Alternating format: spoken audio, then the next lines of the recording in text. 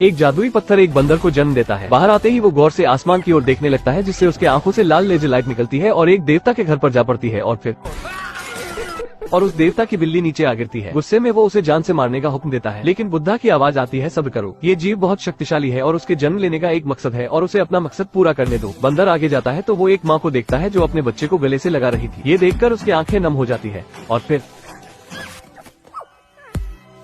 फिर उसके बच्चे को उठाकर साइड में फेंकता है और खुद गले लग जाता है। लेकिन उसकी माँ उस लाल बंदर को खुद से दूर करती है और उस पर काफी गुस्सा करती है। आगे जाने पर वो एक बड़े बंदर से चिपक जाता है जो बच्चों को ज्ञान दे रहा था, लेकिन वो भी उसे खुद से दूर कर देता है। उसके बाद वो एक बच्चे को गले लगाता है, जिससे उसकी हड्डी पसली एक हो जाती है। वो बूढ़ा बंदर बच्चों को नारियल तोड़ने का तरीका बताता है बिना सूरज की रोशनी में गए, लेकिन वो खुद एक भी नारियल को पकड़ नहीं पाता और लाल बंदर रोशनी में जाता है और एक ही बार में सारे नारियल तोड़ देता है और वो सारे नारियल उस बूढ़े बंदर के ऊपर गिरता है। लेकिन उस लाल बंदर को बहुत डांट पड़ती है और तभी एक राक्षस झरने के पीछे वाली गुफा से उनके इलाके में आता है और एक बच्चे को ले जाता है खाने के लिए। लाल बंदर की वजह से एक माँ के लाल को राक्षस उठा ले जाता है, जिससे सभी उसे नारियल से मारने लगते हैं। लेकिन उसकी लाल क्रोध से भरी आंखों को देखकर वो सभी डर जाते हैं। अब छोटा बंदर उस राक्षस से लड़ने की तैयारी करता है। छोटा बंदर एक पत्थर जोड़कर उसी के जैसा राक्षस बनाता है जो बंदर के बच्चों को ले जाया करता था। फिर उससे लड़ने की तैयारी करता है, वो भी ऐसे। समय बीतता है और अब बंदर थोड़ा बड़ा हो चुका है, लेकिन उस पत्थर की मूर्ति से लड़ने का अभ्यास अभी भी उसका जारी है। लेकिन एक दिन फिर से वो राक्षस उनके जंगल में आता है एक बच्चे को लेने, और तभी वो लाल बंदर उसके सामने आता है और उससे लड़ने लगता है नारियल से। लेकिन उससे उसका कुछ नहीं होता और राक्षस लाल बंदर को पीटकर एक बंदर के बच्चे को ले जाता है। वो उसे बचाने की बात करता है, लेकिन बुढ़ा बंदर उससे कहता है, खुद को क्या हीरो समझता है। लाल बंदर छोटे बच्चे को बचाने की बात करता है, लेकिन बूढ़ा बंदर कहता है, तुम उसे नारियल से हराओगे बेवकूफ। उनमें से एक छोटा बंदर कहता है, अगर इसे ड्रैगन किंग से हथियार मिल जाए तो शायद उस राक्षस को हरा सकता है। लाल बंदर बिना वक्त गवाए समुद्र में छलांग लगाता है और ड्रैगन किंग के शहर में पहुंच जाता है। अपने सामने वो एक विशाल छड़ी को देखता है जो उससे बातें करता है। छड़ी उस लाल बंदर से कहता है, मैं तुम्हारा ही इंतजार कर रहा था 5000 सालों से। फिर बंदर कहता है, तुम इतने बड़े हो, मैं तुम्हें कैसे ले जा सकता हूँ। वो जैसे ही अपना हाथ उस छड़ी पर रखता है तो छड़ी काफी तेज हिलने लगती है, जिससे पूरा ड्रैगन शहर हिलने लगता है और छड़ी काफी छोटी हो जाती है। ड्रैगन किंग को यकीन ही नहीं होता कि उसकी छड़ी एक बंदर चुरा रहा है। वो बंदर छड़ी लेकर अपने इलाके में पहुंचता है, जिससे किसी को यकीन ही नहीं होता कि इतनी शक्तिशाली छड़ी इस झींगुर के पास है। अब वो छड़ी बंदर को झरने के अंदर पहुंचा देती है, जहां राक्षस उस बच्चे को ऊपर लटका कर रखा था और नीचे पानी उबल रहा था। लेकिन बच्चे को निकालने के दौरान राक्षस वहां आ जाता है। छड़ी उस ताले को जल्दी से तोड़ता है और बंदर उस बच्चे को बचा लेता है। लाल बंदर अब वहाँ से भागना चाहता था, लेकिन छड़ी उसे रोकता है, क्योंकि जानता है अगर आज ये बच गया तो बच्चों को खाता ही रहेगा। वो उससे लड़ने लगता है, जिससे बंदर को भी पता चलता है कि इसे हरा कर मारना होगा। वो छड़ी का सही इस्तेमाल करता है, जिससे उसके सारे कंगन टूट जाते हैं। लाल बंदर उस राक्षस को हराने के बाद बच्चे को सही सलामत अपने इलाके में लाता है, तो उसे देखकर सभी वानर उसका नाम मंकी किंग रखते हैं और उसे अपना राजा भी मानने लगते हैं। लेकिन वो बूढ़ा बंदर मंकी किंग से कहता है, तुमने सिर्फ एक राक्षस को मारा है, ऐसे सैकड़ों राक्षसों को मारोगे तब जाकर देवताओं की नजर पड़ेगी तुम पर। मंकी किंग कहता है, अब एक दो नहीं बल्कि 100 राक्षसों को अकेले ही मारूंगा। किसी भी तरह 99 राक्षसों को तो मंकी किंग मार देता है, लेकिन अब उसे आखिरी राक्षस को मारना है और उसी को मारने के लिए वो एक शापित गाँव में जाता है, जहाँ राक्षस बच्चों को खाया करता है। मंकी किंग गाँव वालों से कहता है, राक्षस को मारने के बाद मुझे सिर्फ अपनी तारीफ चाहिए जो गाँव वालों के सामने होनी चाहिए और मैं उसे राक्षस को मार दूंगा। मंकी किंग देखता है कि राक्षस बच्ची को खाने वाला है, इसलिए वो जाकर बच्ची को ही मार देता है और हमें बाद में पता चलता है कि वो छोटी बच्ची ही राक्षस है। वो अपने असली रूप में आकर मंकी किंग से लड़ने लगती है, जिससे पूरे गांव में आग लग जाती है। मंकी किंग उस राक्षसी से कहता है कि अगर तुम मेरी छड़ी 2 मिनट के लिए पकड़ ली तो ये छड़ी तुम्हारी। लेकिन छड़ी को राक्षसनी जैसे ही हाथ से पकड़ती है तो छड़ी शक्तिमान बनकर तुरंत ही राक्षसनी को जमीन के अंदर समा देती है, जिससे राक्षसनी नीचे फंस जाती है और मंकी किंग की जीत होती है। वो बच्चों को तो बचा लिया था, लेकिन पूरे गाँव का नामो निशान मिटा दिया था और अब उसकी झूठी तारीफ होती है। ड्रैगन किंग जो समुद्र का देवता है, वो मंकी किंग को खोजते हुए उस शापित गाँव में पहुँच जाता है। मंकी किंग को सभी गांव वाले मजबूर होकर उसे झूठी इज्जत से सम्मानित करते हैं। गांव वाले कहते हैं, अब तक तुम्हें लेने के लिए अमर जीव आए क्यों नहीं। लेकिन तभी वहां ड्रैगन किंग पहुंच जाता है अपनी छड़ी लेने, जो बंदर के पास है। ड्रैगन किंग को पता चलता है ये छड़ी अपने मालिक से बात भी करती है, लेकिन ड्रैगन किंग की चमड़ी सूख कर पापड़ होने लगती है, जिससे वो फिर से अपने बाथ टब में जाता है जिसमें थोड़ा पानी है। ड्रैगन किंग वापस आकर उसे बताता है, तुम कभी अमर नहीं हो सकते क्योंकि अमर जीवों का नर्क के लिस्ट में नाम नहीं होता। लेकिन ड्रैगन के लप्पू झप्पू मंकी किंग की छड़ी को चुरा लेते हैं। किसी भी तरह मंकी किंग उन समुद्री कीड़ों से अपनी छड़ी को बचा लेता है और नर्क लोक जाने की बात करता है ताकि मृत्यु की लिस्ट से अपना नाम मिटा सके। लेकिन श्रापित गाँव की एक लड़की उसके साथ मृत्यु लोक जाने की बात करती है, पर मंकी किंग उसे मना कर देता है। लेकिन छड़ी मंकी किंग से कहता है, हमें वहाँ एक पढ़े लिखे आदमी की जरूरत पड़ सकती है, जिससे मंकी किंग उसे अपने साथ ले जाने के लिए मान जाता है। वो दोनों नर्क लोक जाने के लिए कब्रिस्तान तक पहुँच जाते हैं और देखते हैं किसी की आत्मा एक पानी से भरे टैंक में जाती है। लड़की कहती है, हम नीचे कैसे जाएंगे। मंकी किंग कहता है, ये छड़ी एक VIP पास की तरह है जो हमें किसी भी दुनिया के कोने तक पहुंचा सकती है और मुर्दों की दुनिया में भी। अब वो दोनों अपने चेहरे पर राख लगाकर नीचे पहुंच जाते हैं, जहां अनगिनत आत्माएं लाइन लगाकर खड़ी थी, जिसका फैसला वहां का फरिश्ता करता है जिसका नाम है यामा। मंकी किंग बिना लाइन में लगे आगे की और बढ़ता है, वो भी ऐसे। आगे जाने पर मंकी किंग को पता चलता है कि यहाँ कोई जीवित आया तो उसकी मौत पक्की है, इसलिए वो अपने साथ आई लड़की को चारा बनाता है। वो अपने थूक से उसके चेहरे पर लगे राख को मिटाता है और सभी को बताता है ये बिटिया जीवित है और लाइन तोड़कर सबसे आगे आ चुकी है चीटिंग करके। इतना कहने पर सारी आत्माएं उसे घेरने लगती है और मौत का फरिश्ता भी उस पर गुस्सा करता है। लड़की बताती है मैं अभी मरी हूँ। मौत का फरिश्ता पूछता है कैसे मरी तुम? लड़की बताती है मैं एक पहाड़ से पानी में गिरी जिसमें शार्क थी बिना दांत वाली, और मेरे ऊपर एक घर गिरा और मैं डूब कर मर गई। मौत का फरिश्ता कहता है चलो मान लेते हैं अजीबोगरीब मौत। मंकी किंग मृत्यु लोक में पहुंचकर आत्माओं के बीच में लड़की को जिंदा भूत बताकर सभी का ध्यान उसकी ओर करता है और वो किताब घर की ओर निकल जाता है जहां सभी की सूचियां रखी गई है। नौटंकीबाज लड़की मौत के फरिश्ते को अजीबोगरीब मौत का बहाना बताकर मंकी किंग के पास पहुंच जाती है जहां सभी के नाम के साथ मौत की तारीख की किताबें होती है और तभी वहां यामा आ जाता है उन दोनों की सूचियां लेकर। ये देखकर बंदर थोड़ा खुश होता है, इसलिए क्योंकि अब उसे इतनी सूचियों में से सिर्फ एक सूची ढूंढनी नहीं पड़ेगी। यामा मौत का ठप्पा लगाता है जिससे उसके कई सारे अवतार प्रकट होते हैं मंकी किंग को मारने, लेकिन मंकी किंग की छड़ी उसे भी अवतार बनाने का आइडिया देता है। वो अपने बालों को तोड़कर कई सारे अवतार बना लेता है। आखिर में मंकी किंग को असली यामा मिल जाता है और उसकी बुरी तरह से धुलाई करता है और लड़की को उसके टकले से दोनों सूची मिल जाती है। वो मंकी किंग को बताती है तुम्हारा कोई परिवार नहीं। वो थोड़ा उदास तो होता है लेकिन मृत्यु सूची से अपना नाम मिटाने के लिए जैसे ही सूची लेने जाता है तभी यामा ग्रेविटी अंडू भंडू पोर्टल खोल देता है जिससे वो सभी चीजों को खींचने लगता है, लेकिन मंकी किंग की छड़ी उसे बचा लेती है और मंकी लड़की को बचा लेता है। उसके बाद वो अपनी छड़ी से उसके जादुई छड़ी को तोड़ देता है और उससे ही अपनी मृत्यु की लिखित उम्र मौत के शब्दों को मिटा देता है जिससे अब वो अमर हो जाता है और यामा की भान फटती है। वो जेड एम्परर को वीडियो कॉल लगाता है। उसके बाद वो अपनी छड़ी से उसके जादुई छड़ी को तोड़ देता है और उससे ही अपनी मृत्यु की लिखित उम्र मौत के शब्दों को मिटा देता है जिससे अब वो अमर हो जाता है और यामा की भान फटती है। वो जेड एम्परर को वीडियो कॉल लगाता है। यामा जेड एम्परर से कहता है मेरी मदद करो, ये हरामी बंदर नर्क में घुस आया है। लेकिन मंकी किंग जेड एम्परर से कहता है एक अच्छी खबर है, पहले सभी अमर जीवों को इकट्ठा कर लो, मैं पधारने वाला हूँ और हम पड़ोसी होंगे। जेड एम्परर कहता है भूल जाओ, तुम सिर्फ एक बंदर हो, ना कि कोई बजरंगबली, और तुम हमारे जैसे नहीं हो। मंकी किंग कहता है मैंने तो अपना नाम सूची से काट दिया है। जेड एम्परर कहता है उससे तुम सिर्फ आधे अमर जीव हुए, तुम बुढ़ापे से नहीं मरोगे लेकिन तुम्हें कोई हराकर मार सकता है। फिर मंकी किंग लड़की की तरफ देखने लगता है। लड़की कहती है ऐसे मत देखो, मैं बंदरिया नहीं हूँ। मंकी किंग जेड एम्परर से पूछता है क्या कुछ ऐसा है जिससे कोई पूरा अमर हो सके? जेड एम्परर कहता है नहीं, ऐसा कुछ नहीं है, नामुमकिन। लेकिन यामा बताता है गुरुजी हमारे पास अमर होने वाली नुस्खे की किताब है ना। मंकी किंग छड़ी से कहता है दरवाजा और लड़की से कहता है किताब और खुद से कहता है चल मारता हूँ।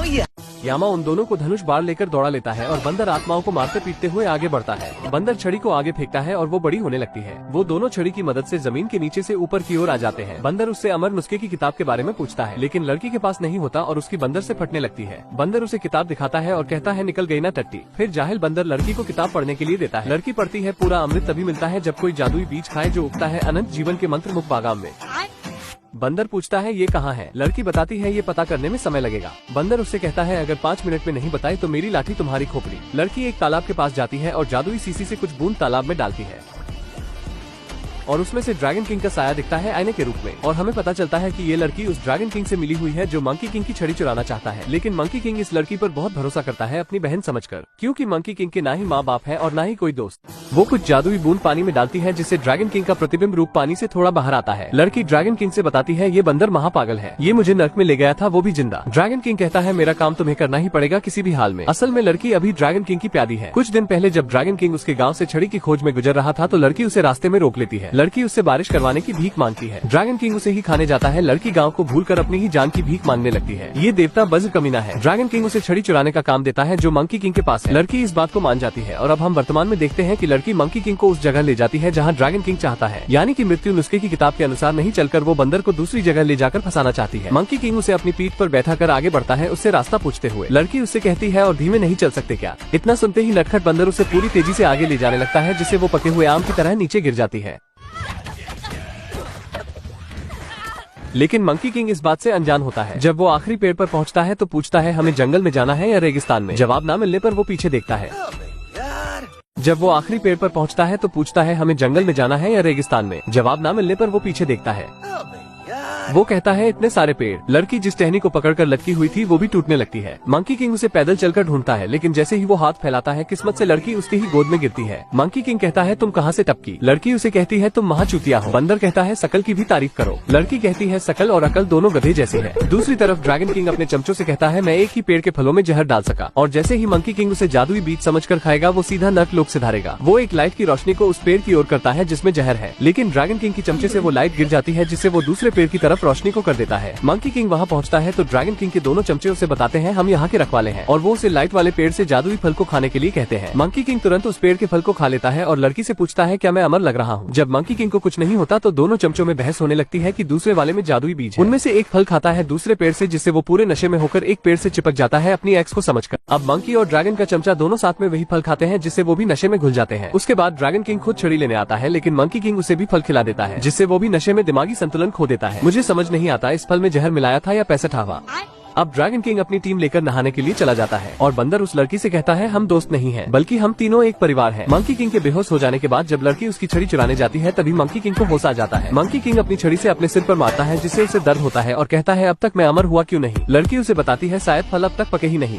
बंदर उसे छोड़कर जाने लगता है, ये कहकर कि लड़की मेरे किसी काम की नहीं। फिर लड़की उसे बताती है तुमने ही अभी मुझे अपने परिवार में शामिल किया है। मंकी किंग कहता है मैंने नशे में कहा होगा, और दोनों में बहस होने के बाद मंकी किंग कहता है शायद मैं कभी अमर ना हो सकूं। लेकिन उसकी छड़ी उस किताब की ओर इशारे करती है और मंकी किंग लड़की को किताब पढ़ने के लिए कहता है। लड़की पढ़ती है अमृत विभाग की मुख्य अधिकारी जादूगरनी स्वर्ग की रानी को अक्सर अपना प्रसिद्ध अमृत का उत्पादन करती है, यानी कि स्वर्ग में उसे अमृत मिल जाएगा। इतना सुनते ही मंकी किंग खुश हो जाता है और लड़की को अपनी पीठ पर लाद कर स्वर्ग में जाने की उड़ान भरता है। लड़की नर्क और स्वर्ग का सफर कर रही है, वो भी जीती। लड़की पढ़ती है अमृत विभाग की मुख्य अधिकारी जादूगरनी स्वर्ग की रानी को अक्सर अपना प्रसिद्ध अमृत का उत्पादन करती है, यानी कि स्वर्ग में उसे अमृत मिल जाएगा। मंकी किंग इतना सुनते ही खुश होकर लड़की को अपनी पीठ पर लाद कर मंकी किंग झिंगालाला झिंग करते हुए स्वर्ग की ओर उड़ान भरता है। लड़की नर्क और स्वर्ग का सफर कर रही है, वो भी जीते जी। वो दोनों बादल पर उतरकर स्वर्ग की रानी को देखते हैं जो कुछ जादुई जड़ी बूटी लेने चली जाती है। अब दोनों दरवाजे पर पहुंचते हैं, लेकिन दरवाजा लॉक होता है। मंकी किंग पास में रखे मूर्ति को हटाता है और उसे दरवाजे की चाबी मिल जाती है, लेकिन अंदर जाने के बाद बंदर कहता है यहाँ कहीं ना कहीं अमर होने का अमृत छिपा हुआ है। वो एक सीसी को उठाकर पीने जाता है, तभी लड़की उसे मना करती है, लेकिन वो सीसी में रखे दवा को सूंघ लेता है, जिससे उसका शरीर और दिमाग दोनों छोटे हो जाते हैं। और छोटे होने के बाद बंदर सारी सीसियों को गिराने लगता है और उस कमरे में काफी उधम मचाता है। वो टेबल पर रखे जादुई फल को खाता है, जिससे वो अलग अलग जगह पर टेलीपोर्ट होता है और लड़की के भी हाथ एक फल लग जाता है और वो खुद के पास रख लेती है। लेकिन बंदर एक पिंजरे में टेलीपोर्ट हो जाता है, जिससे वो फंस जाता है। लड़की उसकी छड़ी को ले जाने लगती है, लेकिन बंदर के रोने पर उसका दिल पिघल जाता है और वो बच्चे को बाहर निकालती है, जिससे वो उसके गले लग जाता है। लड़की उस छोटे बंदर से कहती है मुझे मेरे गांव वालों को बचाना ही होगा। वो उसे छोड़कर उसकी छड़ी को लेकर जाने लगती है, लेकिन बंदर पास में रखी वही सीसी की फिर से सुगंध ले लेता है, जिससे वो अपने पहले के आकार में हो जाता है।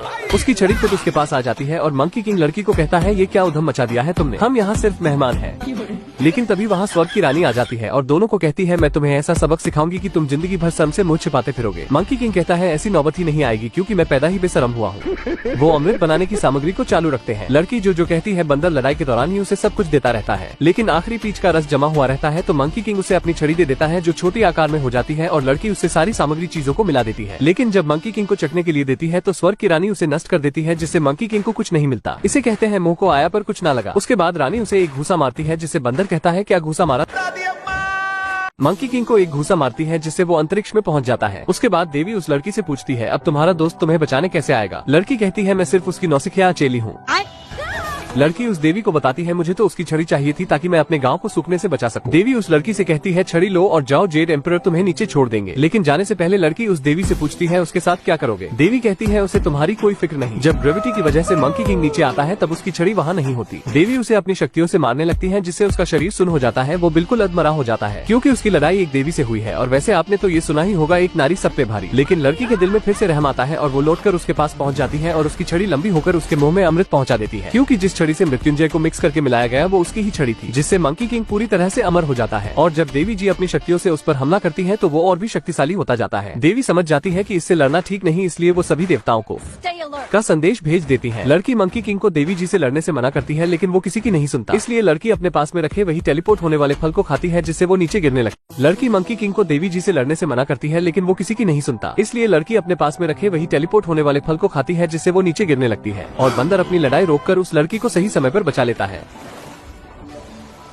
लड़की कहती है तुमने मेरी परवाह की, यानी कि हम एक परिवार हैं। मंकी किंग फिर से मना करता है कि मेरा कोई नहीं है। मंकी किंग कहता है तुमने ऐसा क्यों किया, मैं उस देवी को हराने वाला था और सभी देवताओं को हराकर मैं सारे जहां में राज करता, लेकिन फिर भी मैं कभी सुकून से नहीं बैठता। वो लड़की से कहता है मैं ये सब लोचा कर क्यों रहा हूँ। फिर लड़की उससे कहती है तुम अच्छाई के रास्ते पर भी चल सकते हो, जैसे किसी की मदद करके। अब लड़की मंकी किंग को चेतावनी देती है कि तुम अमर हो गए हो तो पानी में कितनी देर तक सांस रोक सकते हो। बंदर कहता है 2 या 3 साल तक। इतना कहने के बाद वो पानी में छलांग लगा देता है, लेकिन अपनी छड़ी को ऊपर ही छोड़ देता है, जिससे लड़की को उसे ड्रैगन किंग को देने का बहाना मिल जाता है। वो जादुई सीसी के जरिए ड्रैगन किंग तक बात पहुंचा देती है और उसके चमचे उसकी छड़ी लेकर चले जाते हैं। लड़की मंकी किंग को बाहर निकालने के लिए उस पर कंकड़ फेंकती है, जिससे मंकी किंग पानी से बाहर आता है। लेकिन वो अपनी छड़ी को गायब पाता है। लड़की मंकी किंग को बाहर निकालने के लिए उस पर कंकड़ फेंकती है, जिससे मंकी किंग पानी से बाहर आता है, लेकिन वो अपनी छड़ी को गायब पाता है। लड़की कहती है, मैं मजबूर थी, मुझे मेरे गाँव को सूखने से बचाना था, इसलिए मैंने तुम्हारी छड़ी ड्रैगन किंग को दे दी।